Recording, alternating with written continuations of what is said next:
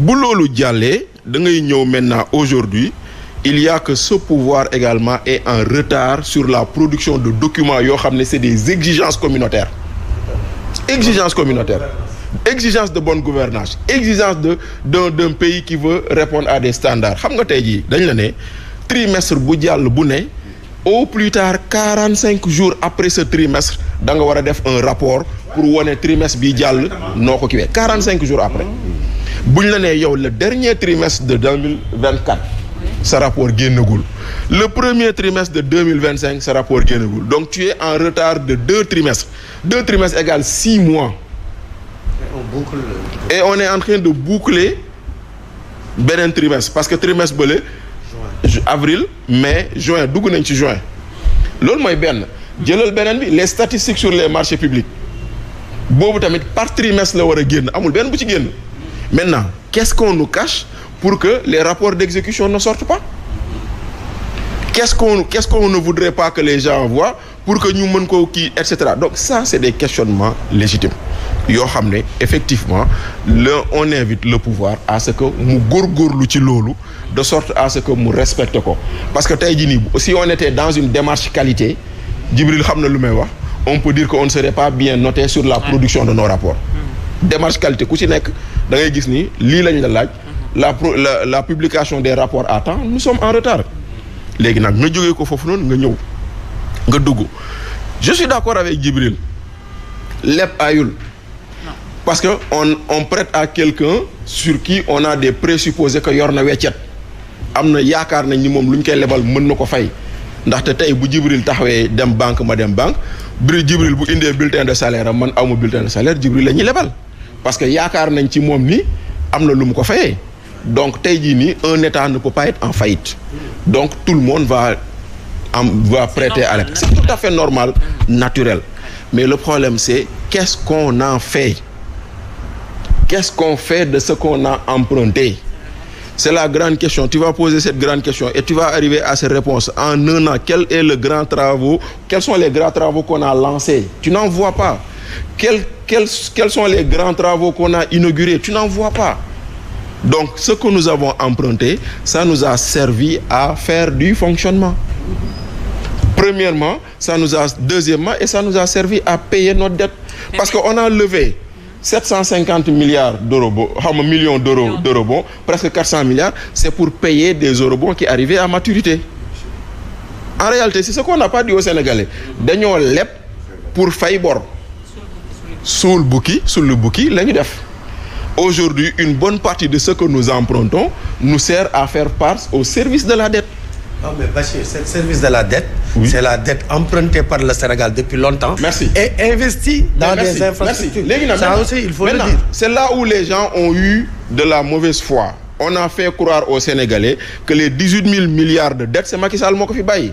Or ba tey jii may wax ak yow Abdou Diouf jóge na ci réew mi ça fait 25 ans on continue à payer des dettes que Abdou Diouf avait empruntées. La dette est intergénérationnelle. ndaxte tey jëlal benn exemple le barrage de Diama le barrage de Manantali ça a été financé sous Abdou Diouf mais on est en train de payer cette dette jusqu'en 2030. En 81. Hein? Oui, 81. tey jii jëlal exemple boobu jëlal tey jii nii l'exemple du projet de gestion des eaux pluviales en banlieue tout ce qu'on a fait Ablaye Wade moo ko fi leboon mais on va payer cette dette jusqu'en 2059 donc la dette est intergénérationnelle maintenant. Comme nous, on n'est pas dans la dette multilatérale, FMI, Banque mondiale, on est dans le marché financier. Le problème que nous avons sur le marché financier, c'est pas la dette, c'est la maturité et le taux. Loolu mooy sunu problème ñun. On emprunte à des taux très élevés avec des maturités très courtes. Très courtes. Jëlal exemple tey jii nii maa ngi la koy wax sànq sur le mois de mai, on a emprunté 499 milliards. Et on doit le payer en 3 ans avec un taux d'intérêt de 7,75. 7,72 disons rek mais 7 rek neel 7 rek jàppal 7. waaw léegi ça veut dire que sur chaque 100 milliards que tu empruntes boo koy rembourser tu vas y rajouter 21 milliards. Sur chaque 100 milliards que tu empruntes tu vas rembourser 21 milliards. Tu vas rajouter 21 milliards d'intérêt waa ji bu la joxee 100 milliards. di nga ko jox intérêt chaque année 7 milliards 7 milliards 7 milliards ba muy 21 milliards nga teg ko si ak 100 milliards am mu yóbbu donc voilà le problème maanaam la maturité est courte le taux d'intérêt est élevé moi je suis pas contre qu'on aille sur le marché financier et d'ailleurs même on encourage cela c'est même le rôle du marché financier on l'encourage mais na fekk ni maintenant situation yu ñu nekk nag daf ñu koy kii xam nga Omar yaa ngi fàttaliku bañ fi indee fii Moustapha Diakhaté ba ma loon naan JP Morgan déconseille au Sénégal aux investisseurs de se débarrasser de leurs eurobonds te moo leen lebaloon bañ ko fii lañ ko waxee woon mais bañ ko waxee woon gars yi naan non amul tey jii nii loo si gis on est en train de déprécier notre endettement nos eurobonds ça veut dire que le taux d'intérêt est encore beaucoup plus élevé Djibril Bey a raison loolu moo waral il faut aller vers le marché financier pour avoir une convertibilité stable mais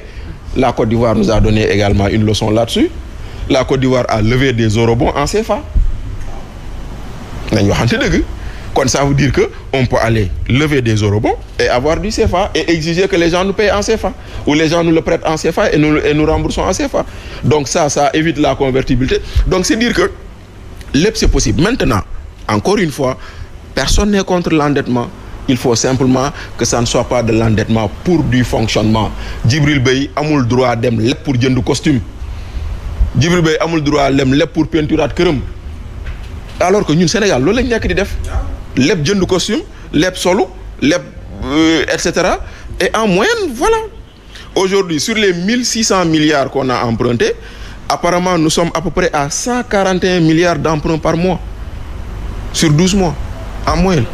Si tu fais le ratio, ça fait à peu près 141 milliards. Tous les besoins de l'année ont été couverts. C'est ça la grande question. Parce que c'est 4500 milliards. C'est ça, non, on n'est pas encore sur les besoins de l'année. C'est pas encore couvert. On a encore donc on va continuer de le faire. Et c'est normal. Merci. C'est dans le budget. Mais je l'ai dit, j'ai commencé par dire c'est prévu par la loi. Tout à fait. Mais le problème qu'il y a aujourd'hui, on s'endette et on ne voit pas où ça va.